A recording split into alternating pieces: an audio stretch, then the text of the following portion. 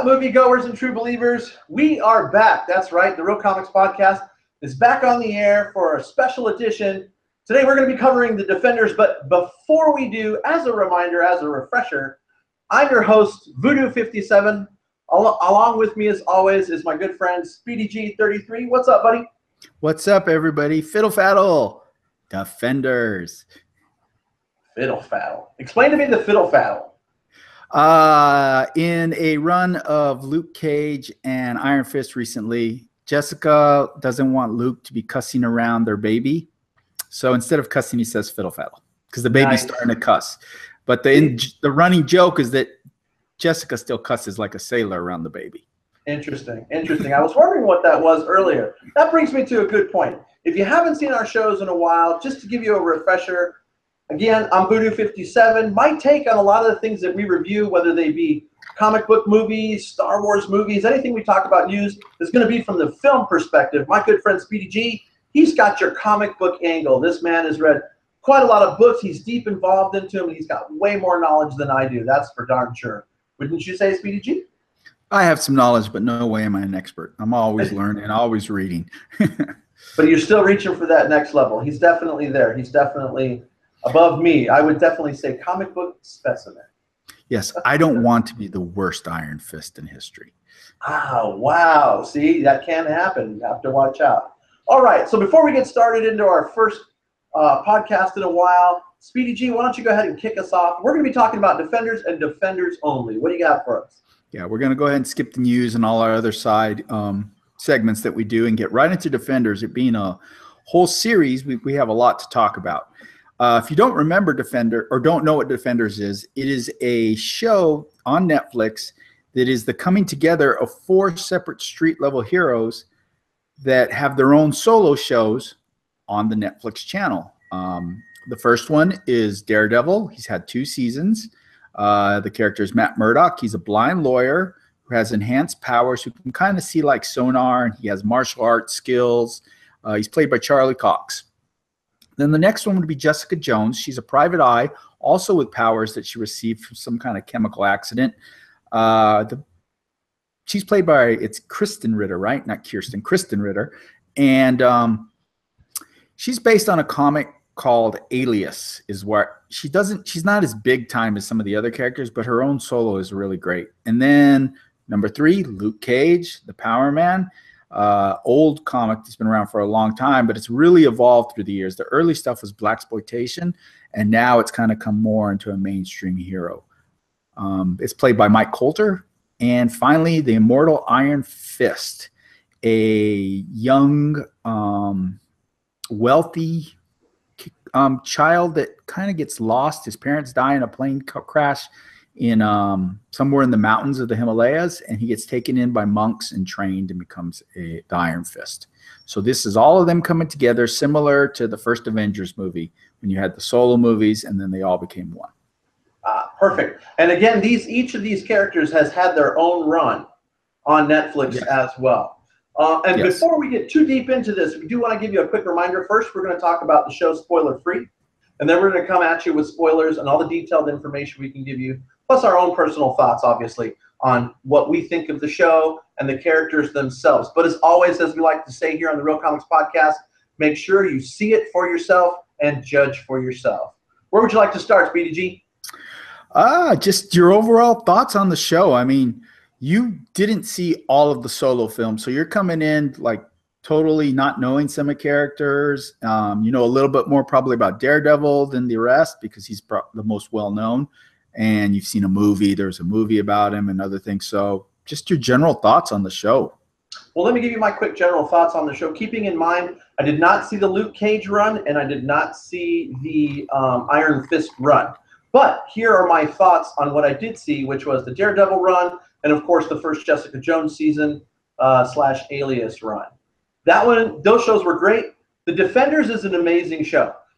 Not exactly easy to pick up if you didn't catch the other 2, but I wouldn't necessarily say those are necessary.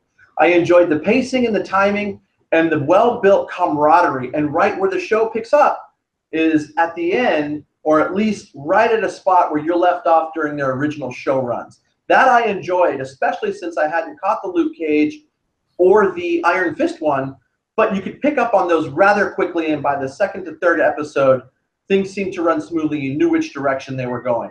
The key in these runs, if you ask me, is the Daredevil Season 2. From beginning to end, that would be the must if you haven't seen that one yet. I would say watch that before the Defenders. Great show. Love the characters. Always have. I have my favorites, and I have my ones that I would wish stay off to the side. I like the villains. The fighting is always really good. I was totally into it. The music and some of the camera angles I really love. Almost remind me, especially in the first 3 episodes, of comic book panels. The camera angles aren't generally side to side or person to person to give you both a view. Sometimes they were, as an example, there's a scene in a diner from the floor up, from the floor up. So I liked that. You know, it adds a little bit more film noir towards these films, plus the changeover from character to character, along with the accompanying music that also comes along with these characters. I enjoyed a lot. So all in all, I really enjoyed this Defenders run. I can honestly say that the way that I watched it, I binged the first 6 episodes and then saw the last 2. I enjoyed doing it that way. So definitely a thumbs up, and I recommend people watch the Defenders. What about you, Speedy G? Awesome, awesome. Yeah, I did see everything. I've seen all the episodes of the previous things, even the Iron Fist run. And the Iron Fist and the Luke Cage add some flavor to it. They're not as necessary. And one of the reasons definitely the Luke Cage isn't necessary, we can get into later, because I think Luke got a little shortchanged in Defenders. We probably needed a little more of Luke doing stuff, but we'll save that for later. Like you said, the film noir part of it was amazing.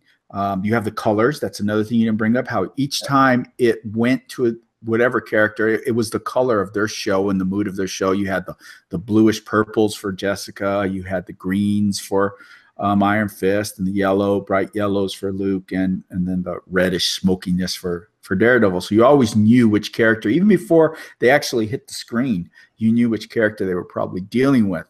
And the shots, like you said, it's a weird mixture that makes this amazing. You have shots that what you get in a television show, and then you have the kind of shots you get in a movie.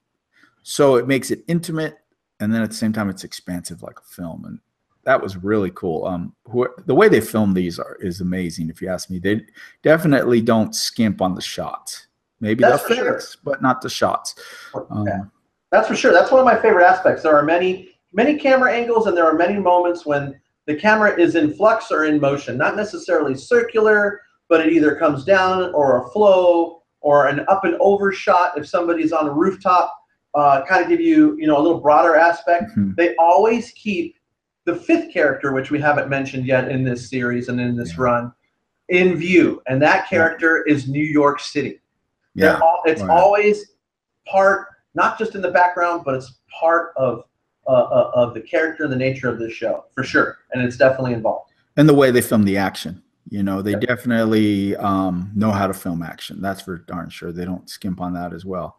So, yeah, I recommend it highly. To me, it was so much fun as a comic book fan to see these characters come together. Again, I compared it to the first Avengers because that's how I felt.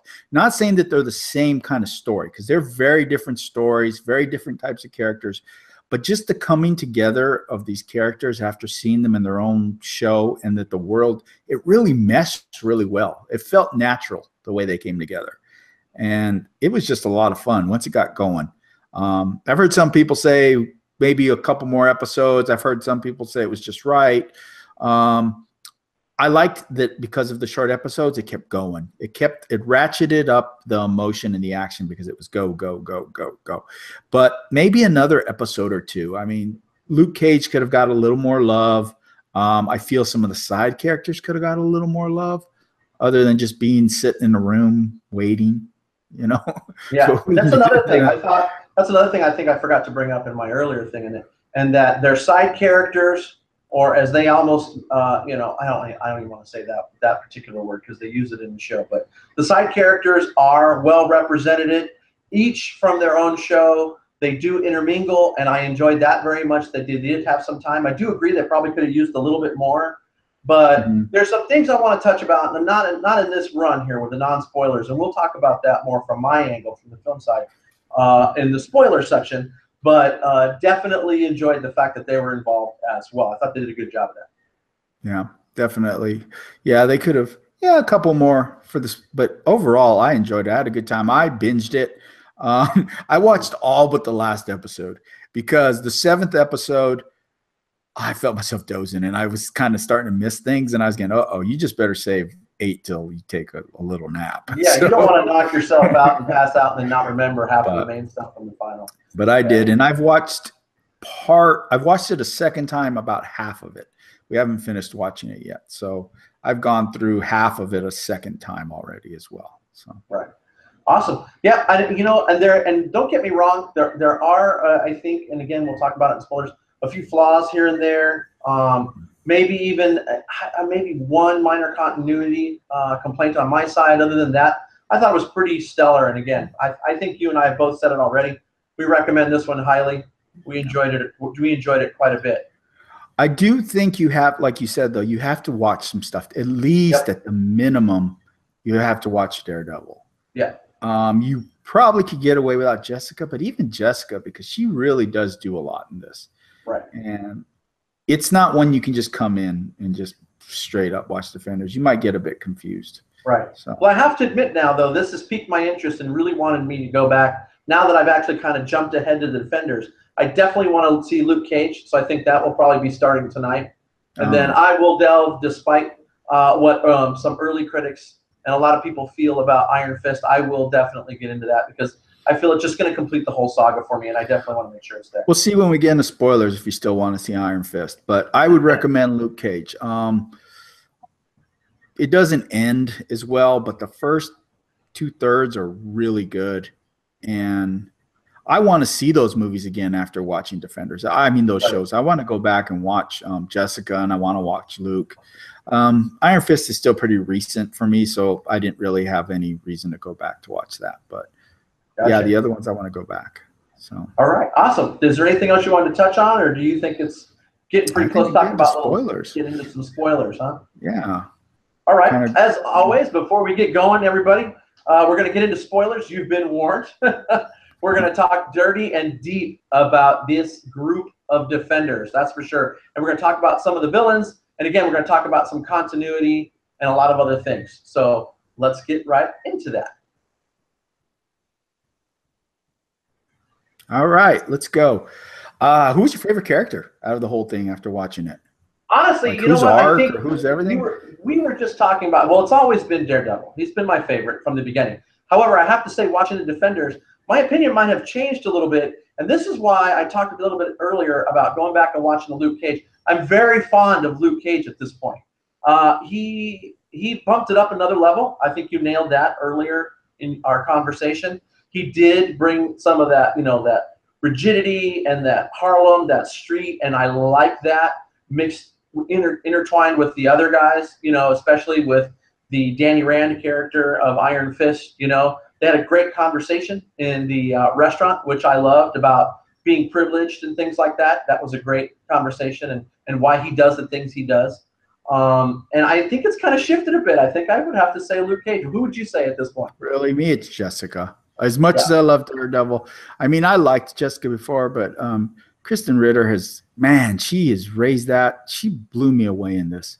She was easily the best character. The stuff she was doing by herself, being a detective, really driving the story. She was us. Yeah, I mean, when you're watching that show, you're like watching it through Jessica's eyes. Her whole attitude, I mean, we're maybe not as jaded as her, but she really is like, oh, crap, this is really what's happening. There's dragons. There's, I think Luke got a little too like, oh, my God, I can't believe it. Come on, Luke, there are Avengers in this world. Right. You would think that would be a little more accepting, considering what you just said. There are. Where Jessica was more like a realistic, like, are you kidding me? But she didn't dismiss it. She just said, like, really, Right. So, but yeah, I fell in love, and she tore it up, and I'm really looking forward to seeing what's next for her, because her show was probably the best show in my opinion by itself, and she stole the show. She was amazing. I would definitely agree with you that her run was probably, even though she might not have been my top character by the end of the Defenders, and she was up there. But her show was definitely, you know, I thought that I had gotten everything that I would want in that second season of Daredevil.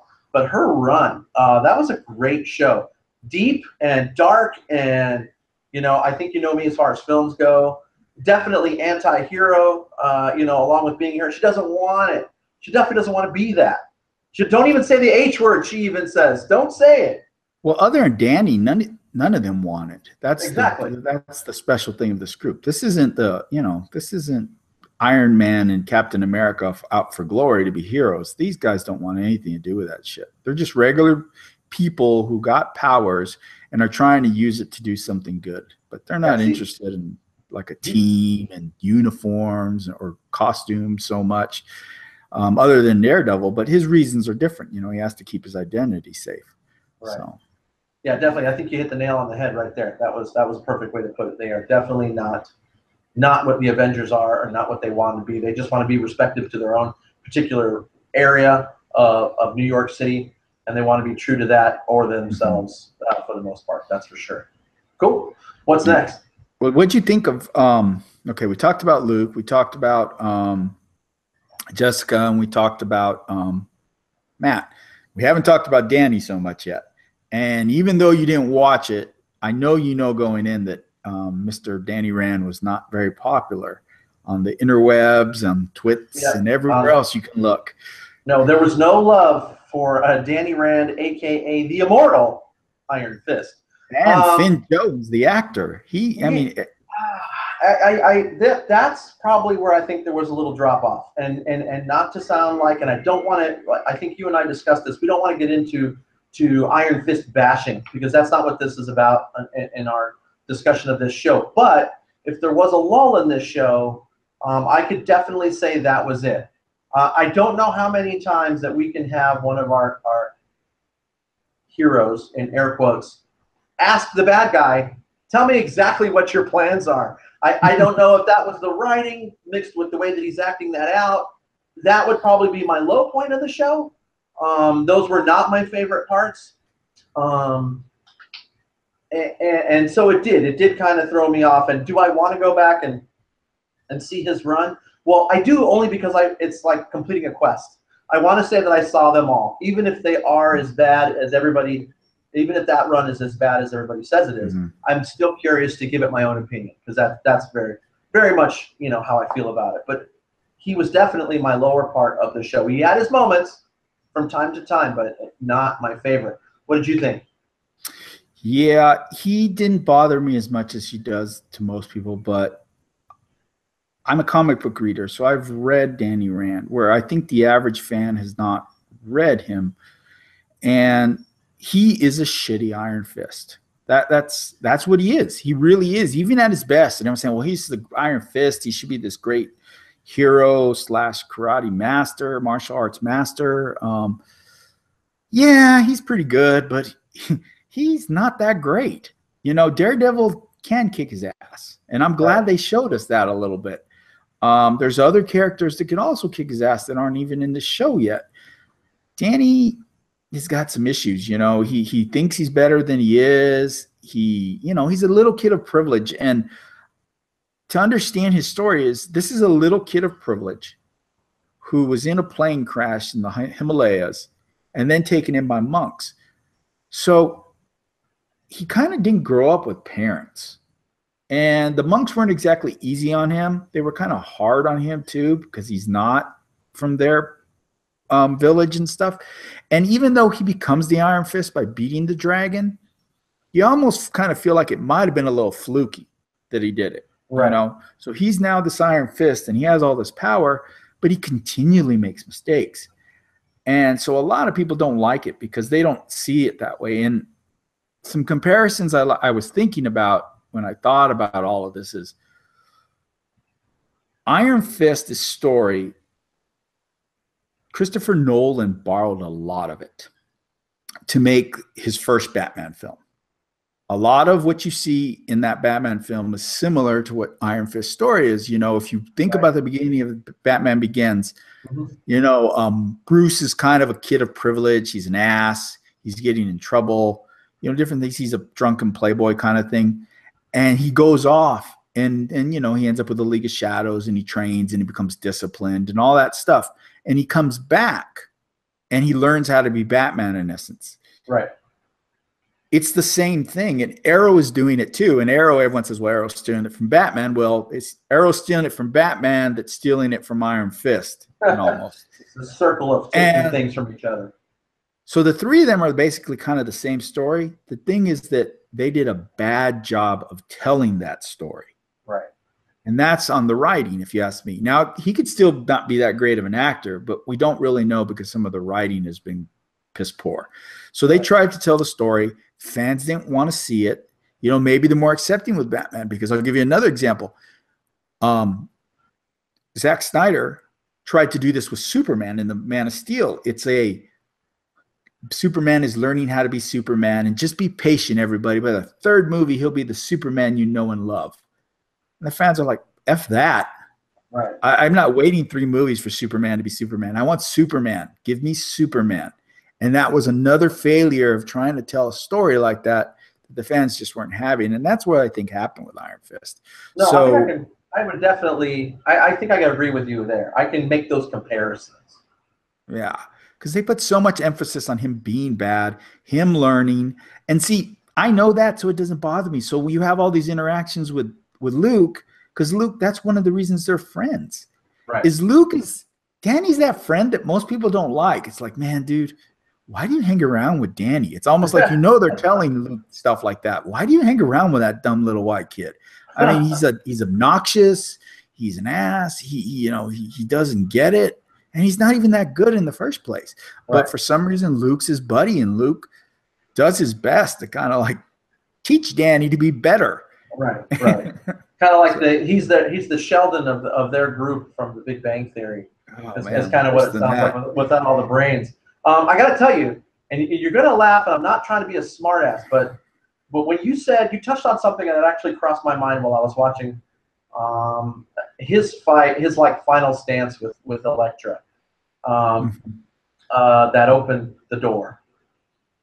Do you remember when how Kung Fu Panda got his power? By accident. Oh, yeah. And because I hadn't seen the show run for Iron Fist, when you said that, that's actually what I thought. I feel like the way they made him sound and the way they made him act in this show run was like, and they even mentioned about how shitty he was. Yeah. Stick even says it, how he's the worst Iron Fist ever.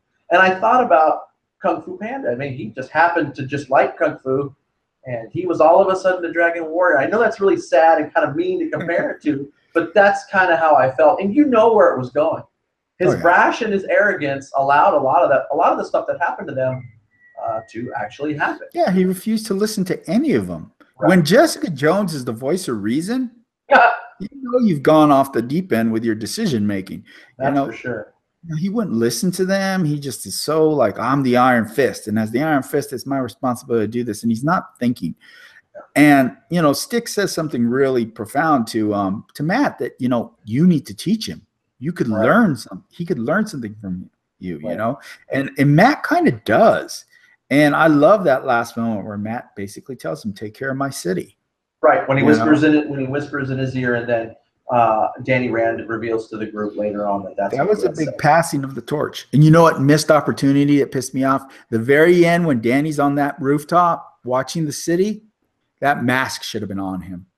That would have been interesting. So awesome. That would have been interesting. If we would have panned up to him on that city, and he was wearing the Iron Fist do-rag mask, I would have just blown everyone away. Everyone would have been so excited. It's too bad that he didn't. Yeah, you know what? I hadn't thought about it until you mentioned it right here and right now.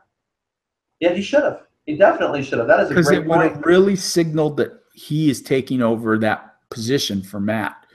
That Daredevil, in theory, they think is dead, and now he's taking over that burden and that job to watch New York, watch Hell's Kitchen and everything for him. And it was missed. I think that was one of those little like, oh, you could have done that and it could have been awesome, but they didn't do it. Very cool. But what's next on the old list there of Target? What else did we want to talk about? The villains. Let's get into the villains, especially the other big character of this show is Elecktra, without a doubt. Of course, without a doubt. The dark sky. Or the black. Black Star, isn't it? Black Sky. Storm. I can't. Black Sky, yeah. Yeah. I just know her as Elecktra.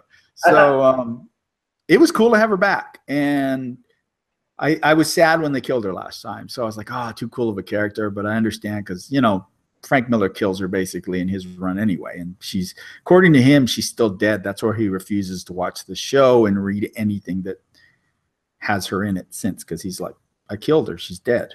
There's no Elecktra. But it was really cool. And I liked how she went from like not understanding who she was to kind of learning a little more who she was to becoming all out evil. I really dug it.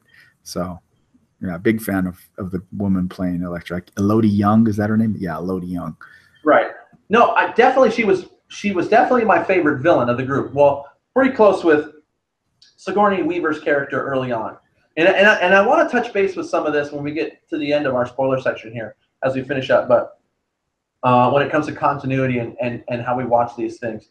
But wow, outstanding. I thought she was perfect. I liked watching the birth of the Black Sky. It seemed very, very poignant. Because at first, remember, without watching the complete, I don't know if it's touched on, and we won't talk about it right now, if it's touched on in Luke Cage at all, or in the Iron Fist, but Daredevil 2, the bringing of the back is touched on a little bit. So I was prepared for all that. It wasn't a big shock, that we had these people who were trying to do this. But that's why Daredevil's awesome. Important. Yeah, that's why that Daredevil 2 is really important, because understanding how they bring people back, understanding the battle with the hand, understanding who Elecktra is, that's all Daredevil 2. So season 2 is, for me, I feel like it's must watch more so than Luke and Iron Fist. No, definitely agree. That's my favorite film. Sigourney Weaver, I would have liked to have seen a little more character development. That was lost in the fact that it was a shorter series. That's one of those where I said maybe an episode or two might have helped. I think her character could have used just a little bit more. And and then I like the other side members of the hand. Madame Gao was established, very much so. Right. And then the other Asian character we've seen in Daredevil, but he's kind of established. The guy that fights Colleen, because you haven't seen Iron Fist, you don't know him, but he's in that pretty well. But the new character was the African guy. And that's where I get into somewhere we could have had an episode of Luke Cage dealing with this guy. Right. All of a sudden, Luke Cage shows up with him in a van, and we don't know how. I wanted to see that. Why couldn't we see that? That Luke Cage caught him somehow, beat the shit out of him, and threw him in that van. Right. I think we had time for that, too. That could have been, half an episode or 15 minutes there onto something else. Mm-hmm. You're absolutely right, but he was a good bad guy for his time on the show, though, too. Mm-hmm. I thought he was really good. They all did a great job, in my opinion. Sigourney Weaver, I liked a lot. She has a way of looking at you and still being kind of villainous, and I did like that. A very stoic face without knowing exactly how angry she is, even when she is. So I like that a lot. I really did. And yeah, I like them all. But Elecktra, definitely the best part of the show. Her coming to terms with who she is and what she is, I loved. I love that a lot. The scene there, she wanders back to Matt Murdock's place and just curls up in bed and starts to remember probably everything without saying it. She just gets tight in a little ball, a little fetus. That was a great shot. That was a great scene. And that made her character, for as evil as she was, still very, very, what's the word I'm looking for? Almost loyal to a fault. Mm-hmm. You know what I mean? She's trying to hide. She's trying to cover up and push that part of herself down inside. But she knows she in can't the end, though, there. Her real her comes out, which is pretty dark.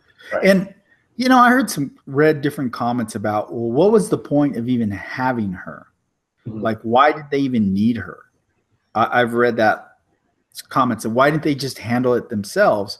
And I feel like maybe they didn't think they could beat the Iron Fist themselves because they didn't expect it to be a crappy Iron Fist, possibly. Yeah, that's part of it. And once they decide to bring her back, they're all mortal. They used all of the resources that brings them back. So now they're mortal. So even they're not going to risk fighting a bad Iron Fist.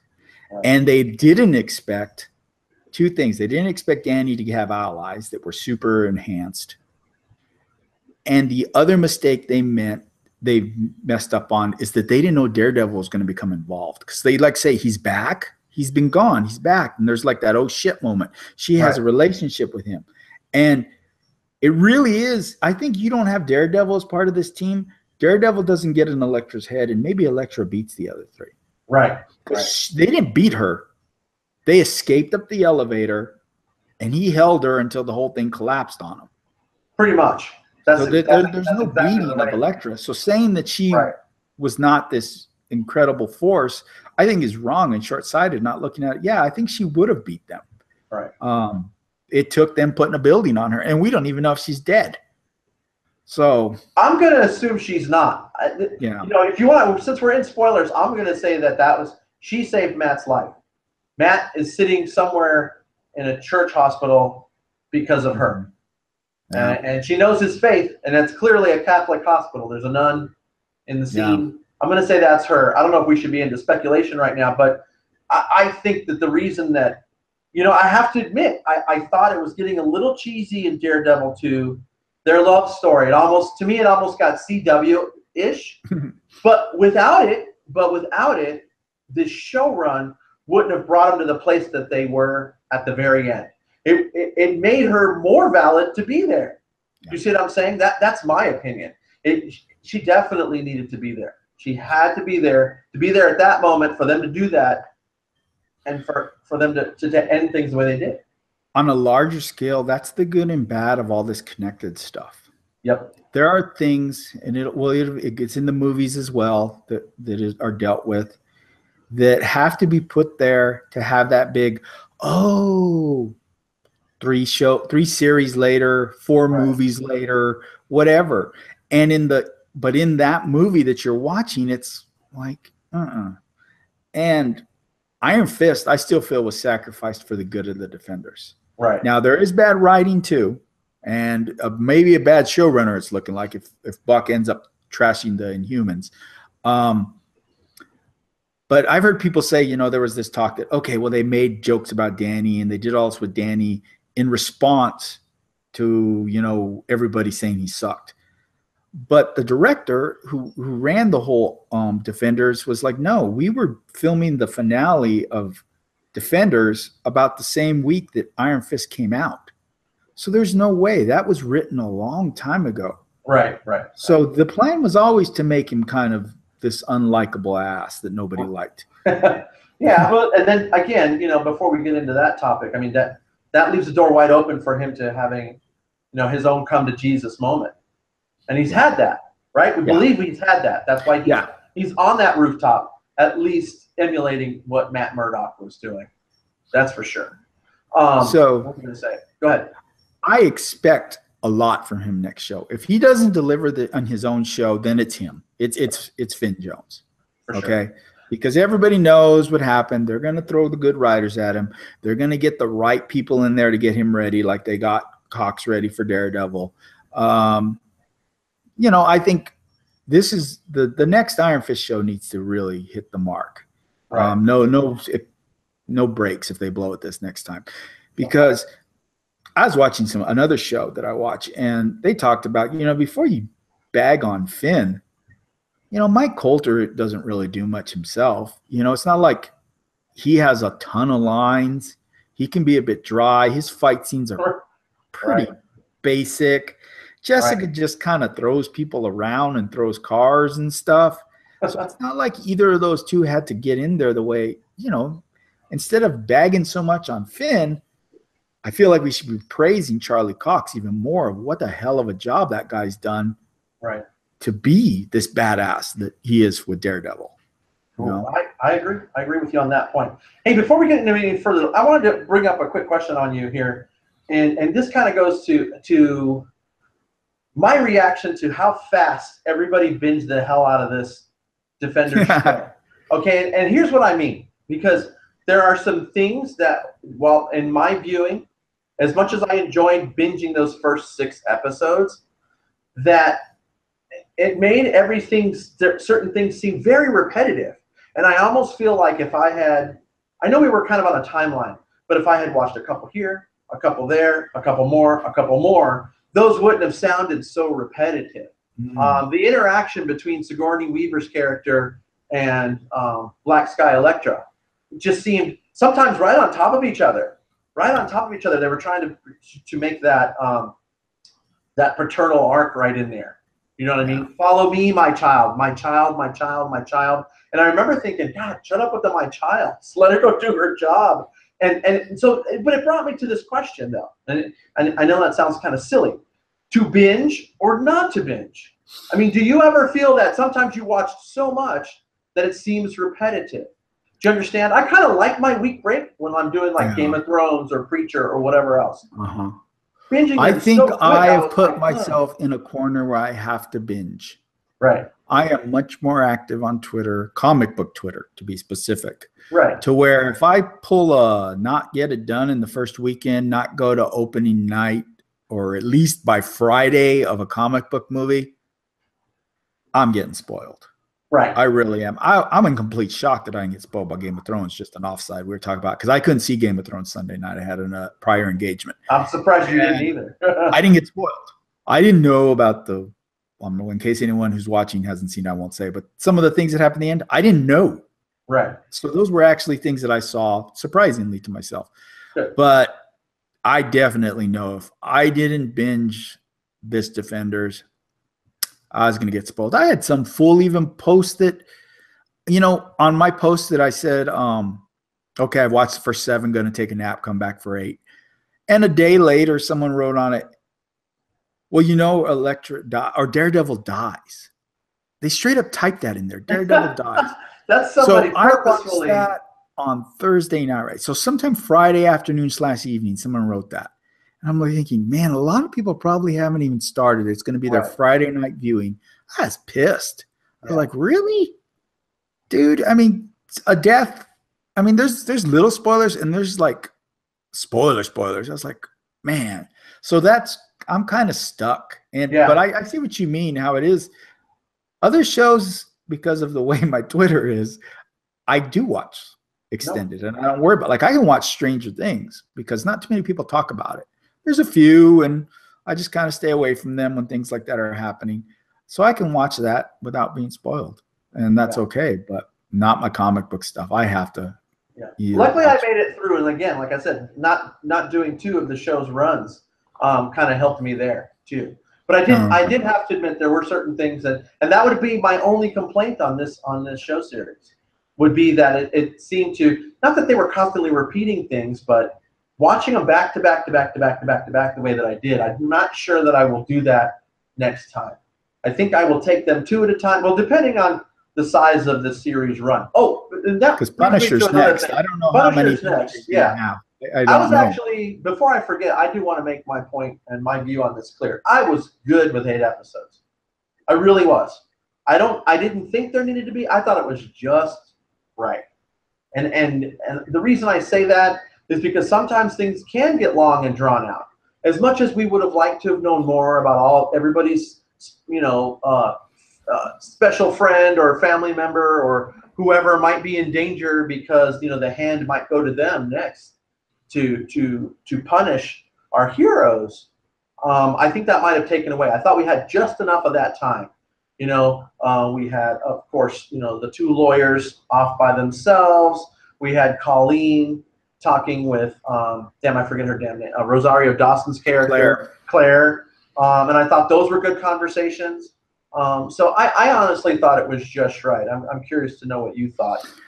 Well, like I told you, I wanted a little more Luke Cage, probably a tiny bit more development on Sigourney Weaver's character. And then why don't we just talk about those side characters? Yeah. I think some of them got a lot and some of them got none. Right. Like I felt Trish got shortchanged. That's Jessica's friend. Mm-hmm. She's named and she's kind of playing a role from the comics. That role belonged actually to Carol Danvers, Ms. Marvel, but because they're making a movie, they didn't use it. But anyway, Trish has shown that she is getting real training in Jessica Jones, and she knows how to fight. And you leave that show thinking, okay, they're turning her into Hellcat, an old character that's been around for a while. But because Rosario Dawson is the actress that she is, she's kind of slid into some spots that belong to other people. And I felt instead of Rosario Dawson's character being there at the end of that battle, either Misty should have shown up sooner, and it should have been her, or Trish should have been there, who can fight at least minimum as well as Claire. Right. But they left her kind of just sitting in the office, and I didn't like that. The lawyers, Foggy and them, they annoyed the shit out of me. Enough already with the, Matt, you must stop. Matt, stop doing it. Matt, right. Fuck, you know who he is. You know he's Daredevil. He's explained to you this is who he is. Support him. All these other people are supporting their significant others. I have one question. So when your own partnership, your lone firm falls apart and you take a job with another partner in a big company, does that mean that they give you more hair product? Because Foggy's hair was constantly, it went from being, regular old schmo. Now he could afford like gel. And he's making money now. I made a little crack on that. I thought that was funny because he's making bank, and all of a sudden he's like Gordon Gekko from Wall Street. He's getting action, regular action, as we were explained. He sees her naked all the time. He had to make sure he doesn't come back to the old dive bar anymore to have a drink. Right. Yeah, he's doing well. He's definitely doing well. Like I said, he's Gordon Gekko right out of Wall Street. I'm surprised Danny didn't know who he was. Like, I've seen you, around the big time. Yeah. Definitely better suits. He definitely put his money to good use. I thought that was fun. So, but I think that would have been better. Colleen was not as good in this as she was in Iron Fist. So maybe I would recommend Iron Fist to watch her. She's better in Iron Fist. Right. She was a little too much of the oh no, damsel in distress girlfriend instead of the badass ass kicker that she is. Right. That was a little bit. I think I would say more to the, why aren't you letting me do enough? Why aren't you letting me fight? Why are you keeping me back here? I'm not. Yeah, I would say that. And to me, Claire seems more like the mother figure of the group. Yeah. She's always got the right thing to say. You know what I mean? I'm not saying it was a perfect fit, but I'm just saying. You know what I told you the other day? I want her to die in Luke Cage's second season. I want that to be the big emotional arc. I want her to go down in Luke Cage because she's in the way of things. Right. She's in the way of things. Like I said, she took things away from Misty. Misty Knight is an awesome character that needs to be expanded more. And now, she lost her arm, so now it's really time to get her going. Right. I'm going to give you a little Easter egg on that when we get past that. And then also, Luke belongs with Jessica. Sorry, Luke belongs with Jessica. They need to have a little Danielle. They have a kid. They're one of the few superhero couples that actually are married, have a kid. Don't mess with that. Nope. But they'll probably end up going back to that. I thought for a moment there, during our finale scene with the heroes and a few of our sidekicks, that Claire's character was going to bite the dust on it. But she did survive, taking on 3 armed ninjas. So don't get me started. Yeah, Misty gets knocked down really fast. Who's a badass, She's a cop. And okay, here's something funny because this isn't. You might not know all this stuff. Okay. The arm chop. Okay, so the arm chop. That in my house, that was a big yes. That was an awesome moment. That made me happy. That made me jump up and down. It's kind of sick because the average person is like, "What the hell is wrong with you?" But she's going to get the arm now. Tony Stark makes her an arm. She doesn't. She has a bionic arm, and it's hinted at in a nice way, knowing it's not really connected, but it's connected because they're sitting there, her and Colleen's telling her, Danny has connections. Right, and what kind of connections? And he owns the hospital, right? But I remember all that. He's talking. I knew something was coming. He's talking about Tony Stark. That's a little way of them not to say Tony Stark. So if they're ever pushed on it, they can say, "Well, we never said it was Tony Stark." But please tell me when the arm shows up, the box can at least say Stark Industries. That'd be sweet. That'd be sweet. Now I wonder how bionic it'll look on a TV show because that's a lot of CGI, and that's one of the things they have to be careful with. They don't want to spend too much money on some of these. They've kept the thing pretty grounded in a way, like that's why Danny, you only get the fist, and just little things like that to keep it within an expense budget that they can do. Right. Well, I have some theories, but then we're going to go off on a tangent. We're not even going to be talking about this, because if you think about how people are trying to compare them to the Avengers and MCU right now, well, we do know that we have a doctor who manufactures a synthetic skin. Why couldn't she maybe even have more of a regular looking arm? She'd be almost, you know, an arm a la like Luke Skywalker, say. Do you know what I mean? Something a little bit more realistic, right? What does the comic have? It is a little more robotic looking. So you know, it's a comic. You want to look really cool. Right. But then I think about Agents of S.H.I.E.L.D., and they did a pretty decent job in that first season with Deathlock. Yeah. Right. Remember, he's part, and they did a pretty good job. So maybe that it's not as expensive as we think. I don't know, but it better not look cheesy. Yeah. And it has to look good. But yeah, I want to see more of her. She deserves it.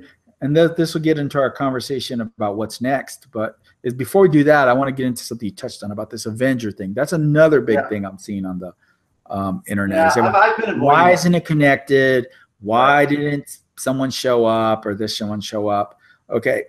These are street level characters. They've always been street level characters. That's why they're some of my favorite, you know. Really fast. This is what I read when I read Marvel mostly. We have Defenders, we have Iron Fist, we have Luke Cage. I couldn't find my Daredevil to grab real fast. But I like Moon Knight, I like Shang-Chi, I like Nighthawk, excuse me. I like the characters that are street level, like Batman. And if you look at what I read from DC, it's mostly Batman stuff and Green Arrow, because I prefer that to the space guys.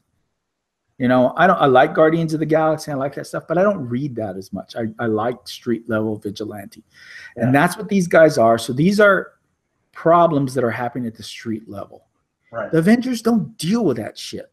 Right. They're on a cosmic level. They're at a more heroic cosmic preventing level. From Sokovia from dropping out of the sky. You know what I mean? That's the kind of stuff that they're off doing. And I know it's in New York City, but it's a big town. That Iron Man is not gonna look into okay, this rumor of some ninjas fighting this guy that supposedly is bulletproof. You know, it's just you know, at the most, he might call Peter and say, "Go look into that, kid." You know, that's why Peter's one of the few characters that is both. One of the really few that is street and he's Avenger. But for the most part, they don't belong in it. It's a different story. Like we said before, these guys don't want to be together. They want to get this mission done. They want to get back to their lives. And don't call me, I won't call you. You know what I mean? That kind of thing. Right, for sure. All right, very cool. I would definitely agree with you on that side. They are definitely street level characters. It would be great to see them get an MCU nod, because it'd be the first company to actually do that. I think just as far as Infinity War, I'm not talking dialogue. I'm not even talking full-on screen time. But if the rumors are true, we're talking MCU, and we're hearing that there's going to be over 65 characters involved in battle. They don't all have to be flying. It could be, you know what I mean? Somebody in the background maybe, but I don't think they're going to do it. I don't think they're going to do it. But it's like Luke Cage lifting rubble and rescuing people in the city. It depends but what if the battle's not in New York? It might not be in New York. We don't know where Infinity Wars is going to take place. And to be honest, if I were going to add one of the television characters to Infinity Wars, before I pick any Defender, I would pick Quake on Agents of S.H.I.E.L.D. And I don't even like Agents of S.H.I.E.L.D. But it feels like she would have more to add to that type of scenario than the Defenders guys. Right. And plus she's got a better understanding of what they're dealing with. That's for sure. That's for sure. Compared to what they've done to the show so far. I stopped watching it as well. But cool. Well, what do you see next? Where do we go now? What happens now with the Defenders? Wow.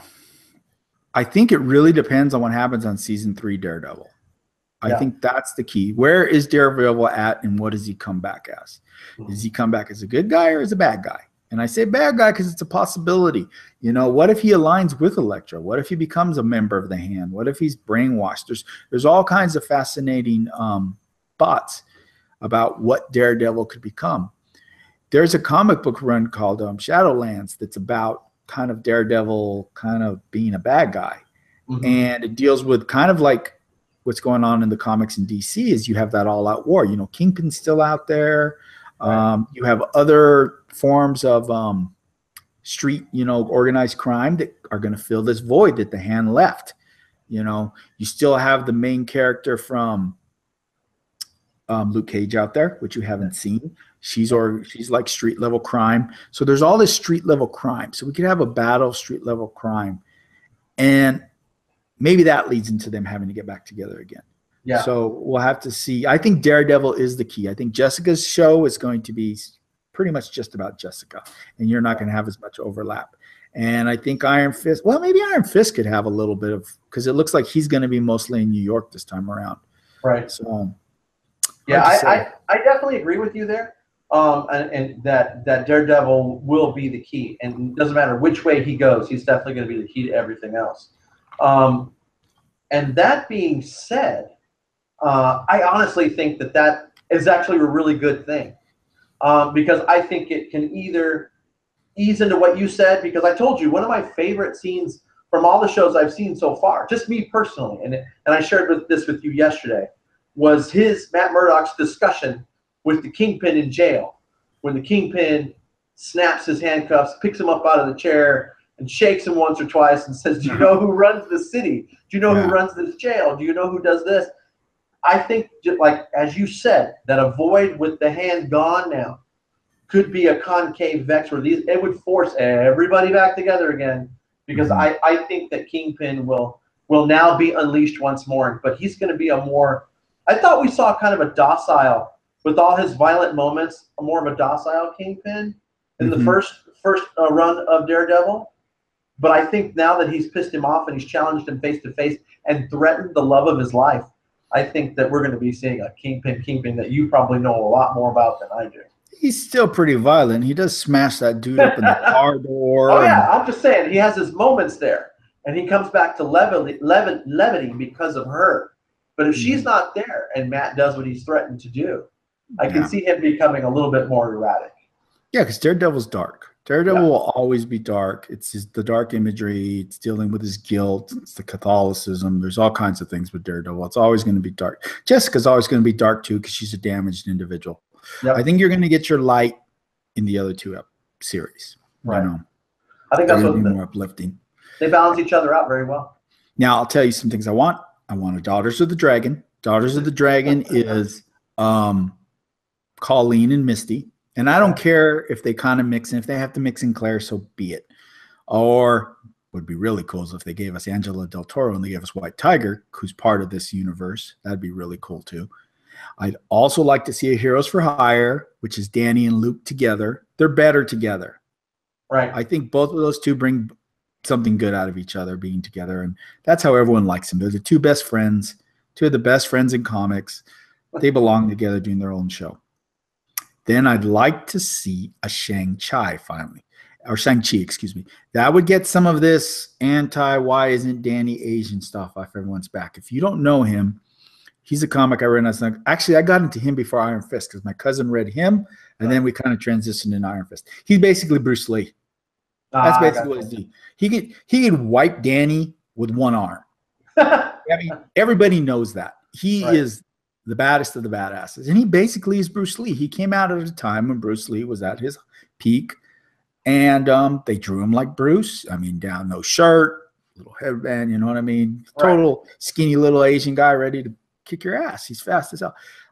I would love that to somehow get into the universe. Right. And then, of course, Punisher, but never have Punisher join the Defenders. Maybe he shows up for something here and there, but he can't join them. He's not meant to be part of them. No, not the way that they handle things. And we all know Matt Murdock, especially, is not willing to go there if he doesn't have to. Yeah, if Matt ain't going there, then no one's going there. Then no one is, right. I agree. Very cool. All right, anything else that you want to discuss before we wrap this thing up? No, I can't think of anything. Like I said, it was a really good series. I enjoyed it a lot. I'm excited for the future. I think Netflix definitely does these characters very well. They're not well known, so the fact that there's Iron Fist show and there's a Luke Cage show and a Jessica Jones show, and they showed them getting all together, kind of blows my mind. You know, Right. They always talk about how, you know, Marvel did amazing things with B-level characters, you know, because they didn't have the X-Men and Spider-Man and so forth, the Fantastic Four. Man, we're down here in the C's or the D's when we're talking about some of these characters. I mean, Daredevil is definitely a top-level character, but he was damaged badly by that movie. Right. So his rehabilitation has been awesome. Another one I forgot to say, I'd like to see Blade down there. Blade. See a Blade series down there. Yeah, that would be. I was watching. It's funny you bring that up. I swear to God, I was tooling around the internet, and just the opening scene from the movie Blade. Somebody had it on HD. Oh man, that's got to be. And I was telling somebody, I don't want to get off on a tangent. I don't want to get carried away. That opening scene with Blade, considering when it was done, and considering its R rating back then, was probably, and to me, still stands as one of the best scenes in comic book movie history.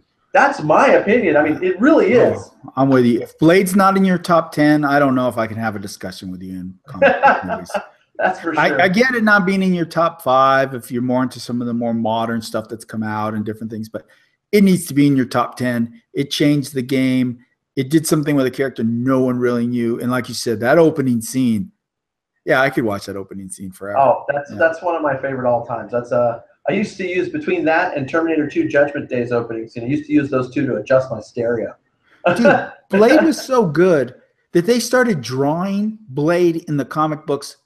They started drawing Wesley Snipes. Yeah, I remember that. That's how, I mean, when they're doing that, you know, like they're not drawing Aquaman like Jason Momoa right now. You know what I mean? they might after that. Yeah, that's they a might, whole other but subject, though. That's a whole other topic. Anyway, very cool. All right, well, I guess it's time to wrap things up. You know, if you're watching us again, thanks for joining us and tuning in. Definitely catch these shows if you definitely can. Get them all in there. Watch them all. Give us your opinion. Let us know what you think. Definitely down in the comments below. Speedy G, if they want to talk to you personally, how can they find you? They can find me at Real Comics on Twitter. REELCOMICS. Perfect. And then for me, you guys can contact me at voodoo_57 if you want to chat about films or anything else, or especially anything Star Wars. I'm a huge Star Wars fan, as a big reminder. You know, Speedy G and I will be putting these things up, I'm sure, every once in a great while when we can find time in the real life. But it was good to be back, Speedy G. Thank you so much. Woo woo, Fiddle Faddle. Fiddle Faddle, that's right. Anyway, as we always like to say here on the Real Comics Podcast, always be your own hero. Until next time, we'll talk to you guys later.